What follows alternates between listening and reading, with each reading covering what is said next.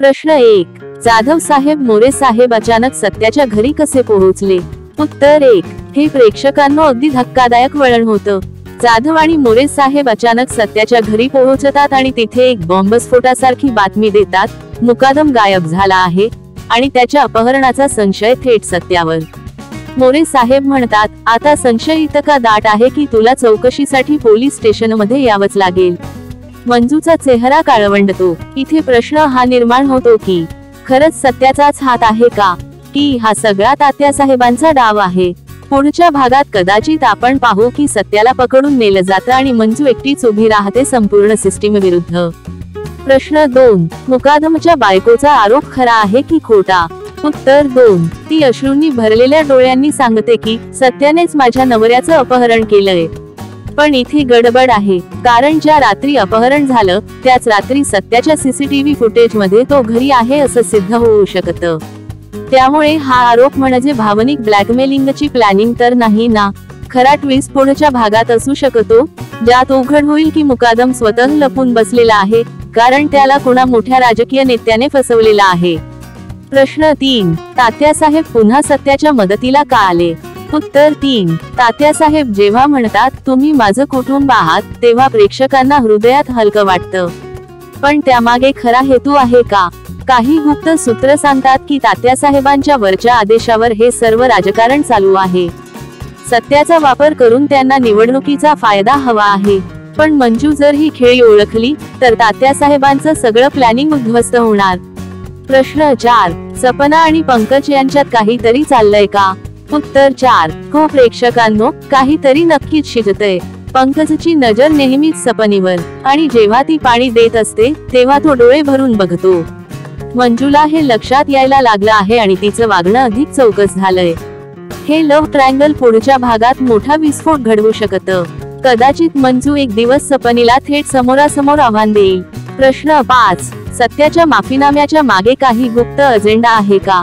उत्तर 5. सत्याचं माफीनामा दाखल करणं हे इतकं सरळ नाहीये. काही सूत्र सांगतात की हा माफीनामा म्हणजे त्याचं खेळ सुरू करण्याचं पाऊल आहे.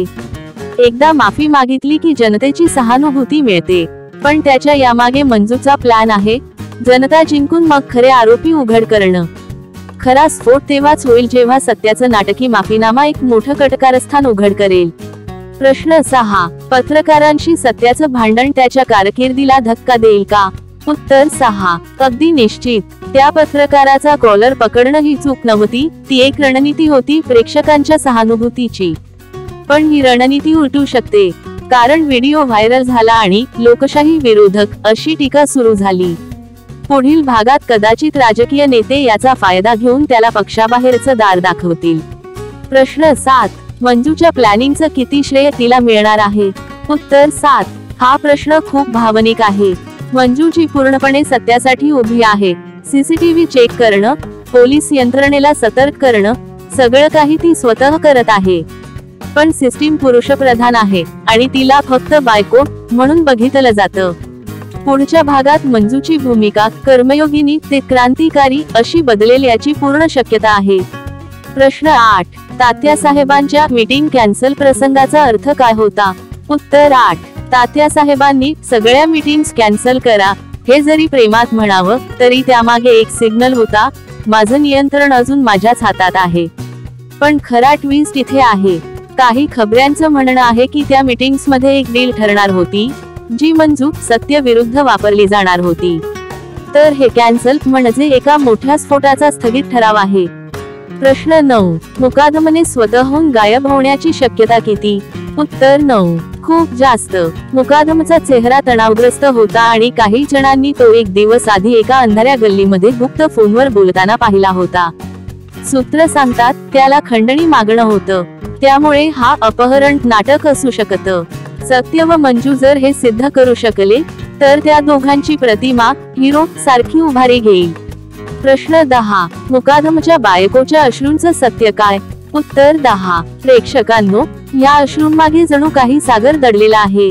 तिचं रडणं खरं की खोटं हे अजून स्पष्ट नाही, पण काही जण म्हणतात ती आधी मोरे साहेबांशी गुपचूप भेटली होती.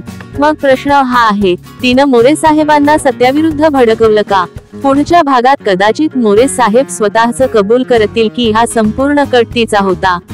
प्रश्न 11. मंजूचं तांडव कधी पाहायला मिळणार? उत्तर 11. मंजू सध्या शांत आहे, पण ही शांतता म्हणजे वादळापूर्वीची, जेव्हा सत्यावर प्रत्यक्ष अटक होते आणि जेव्हा तिच्या सासरच्यांनी ही पाठ फिरवली, तेव्हा मंजू स्वतः पोलीस स्टेशनमध्ये जाऊन चौकशी अधिकाऱ्यांवर प्रश्नांची सरबत्ती करेल आणि तिथेच उगम होईल एका नव्या नायिकेचा, जी केवळ सत्यासाठी नाही तर सत्याच्या न्यायासाठी लढेल. प्रश्न 12. सपना मंजू विरुद्ध कट रचते का? उत्तर 12. हो. काही खबऱ्यांच्या मते सपना मंजू विरुद्ध तक्रार दाखल करण्याचा प्लॅन करत आहे, कारण तिच्या मते मंजूचं बॉसपण सगळ्यांनाच झेपत नाही. पण यामध्ये कोणाचा हात आहे माहितीये?